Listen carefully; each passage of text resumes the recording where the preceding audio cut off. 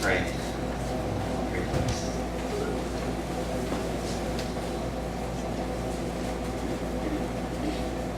Lord, I ask that you just be with your people now. I ask that you just be with us all.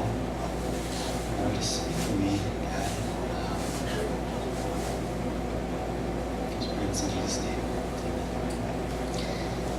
This is my first time preaching here at Livingstone since I've been here. It's going to be interesting. So,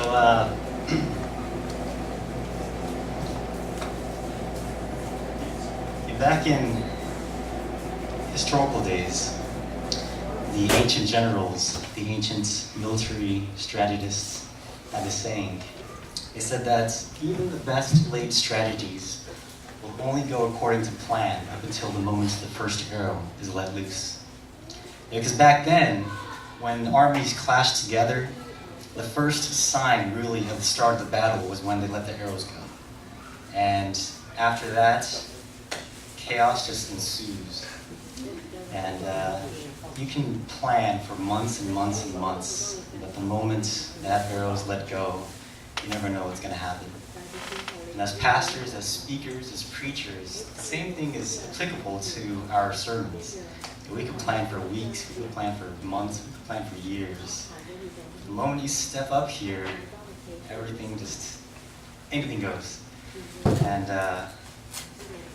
today, anything is just going to go. I'll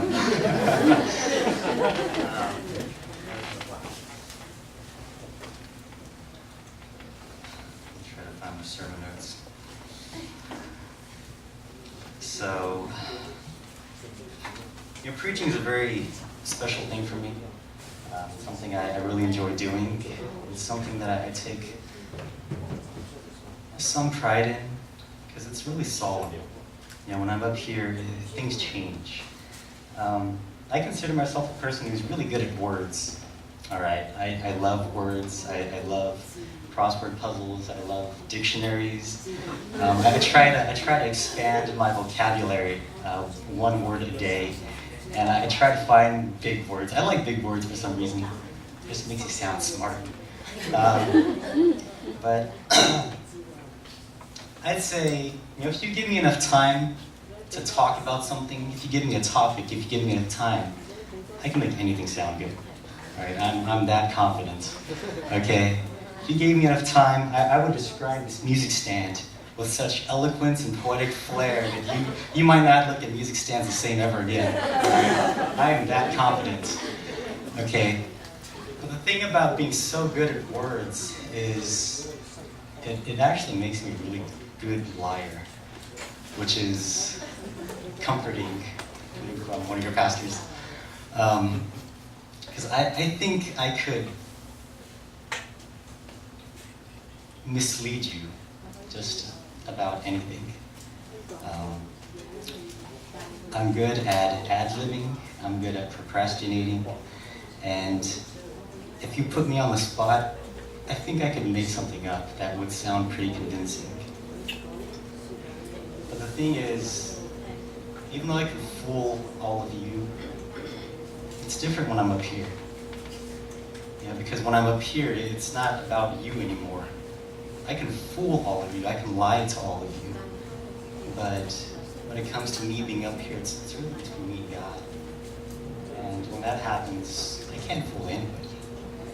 And so I take preaching as a serious thing. The Bible tells us that not everyone should be teachers because those who teach will be judged more harshly. And that passage really weighs on my heart. Every time I come up here, every time I say something, I try to be a man who chooses his words very wisely.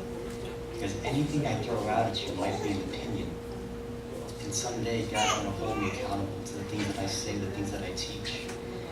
And it's a terrifying thought. At the same time, I know that when I'm up here, it's not about me. And my world could be falling apart. But for these 30 minutes to 45 minutes, I'll be okay. Because it focuses on God now. And so,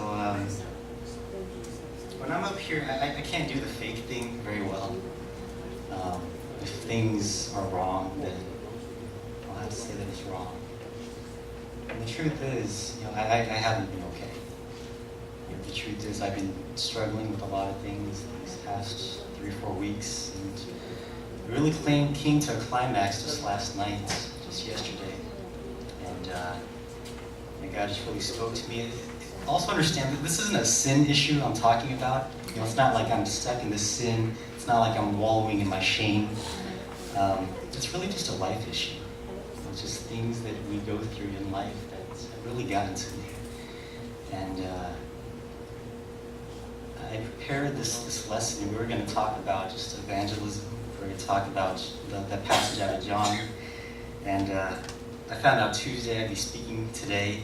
And so I had all these grand illusions about I'm going to go up there and preach this great sermon, and we're all going to become missionaries and go change the world. But Friday night came along, and I just had this conversation with a friend, and it really hit me hard. And last night I went to sleep, and I just couldn't sleep. And I was up till 4, just tossing and turning, just things on my heart, things on my mind. And I feel like God's leading me in a different direction. So I apologize for setting up the whole mood for worship and all the songs and everything. But one of the things my mentor taught me was, when it comes to the Spirit, you never let the Spirit concede to structure, to a system. When the Spirit moves, you just have to move with it. And so I feel this is where God's leading me, and I'm just going to run with it. And so, with that said, things aren't okay right now in my life, and that's actually okay. It really is. Things aren't all right, but that's all right. And you guys don't have to turn here, but in the book of Ecclesiastes, the person who's writing it, he says this in chapter 3. You guys can jot down for your notes.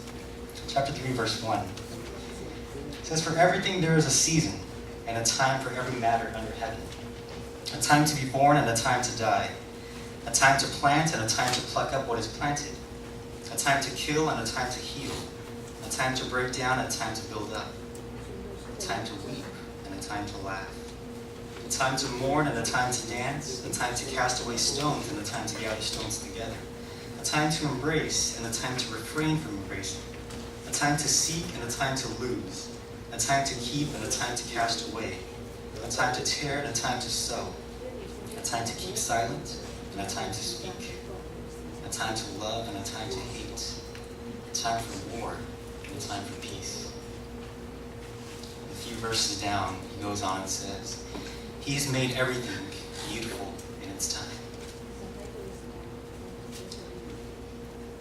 So often, I feel like as Christians, we should always be happy. Like, okay, God is in control of everything, and so we should just rejoice. But the truth is that it's hard sometimes, isn't it?